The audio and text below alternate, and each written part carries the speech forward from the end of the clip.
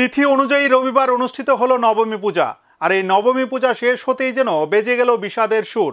রাজ্যের প্রতিটি পূজা মণ্ডপের পাশাপাশি আগরতলার ঐতিহ্যবাহী দুর্গাবাড়ি মন্দিরেও অত্যন্ত নিষ্ঠার সাথে সম্পন্ন হয়েছে নবমী পূজা। আর এই পূজাকে ঘিরে পুণ্যার্থীদের উপস্থিতি ছিল বেশ চোখে পড়ার মতো। হিন্দু শাস্ত্র মতে বাসন্তী পূজায় দেবী দুর্গার আরাধনা করা হয়। বসন্ত ঋতুতে দেবীর পূজা হয় বলে এই পূজাকে বাসন্তী পূজা বলা হয়। হেমন্ত ঋতুতে দেবী দুর্গাকে পূজা করার প্রচলন রয়েছে। তখন দেবীকে কাত্যায়নী নামে পূজা করা হয়। এসব পূজাতেও শরৎকালের মতো ষষ্ঠী, সপ্তমী, অষ্টমী ও নবমী পূজার শেষে দশমীতে দেবীকে বিসর্জন দেওয়া হয়। সনাতন হিন্দু ধর্মাবলম্বীদের অন্যতম ধর্মীয় এই পূজার তিথি অনুযায়ী চলছে এখন বাসন্তী পূজা। আগরতলা সহ রাজ্যের বিভিন্ন প্রান্তে বনেদি পরিবার থেকে শুরু করে বহু সামাজিক ক্লাব ও প্রতিষ্ঠানের উদ্যোগে এবছর আয়োজন করা হয় বাসন্তী পূজায় দেবী দুর্গার আরাধনা। তিথি অনুযায়ী রবিবার ছিল নবমী পূজা। প্রতিটি পুজো প্যান্ডেলেই এদিন অত্যন্ত নিষ্ঠার সাথে অনুষ্ঠিত হয় এই পূজা।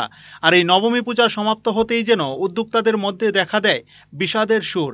তবে রাজধানী আগরতলার ঐতিহ্যবাহী দুর্গাবাড়িতে প্রতি বছরের মতো এবছরও সম্পূর্ণ সরকারি উদ্যোগে অনুষ্ঠিত হচ্ছে বাসন্তী পূজা। নবমীতে দুর্গাবাড়িতে দেখা গেল পুণ্যার্থীদের উপচে পড়া ভিড়। আগামীকাল সোমবার দশমী পূজার শেষে শুরু হবে বিসর্জন।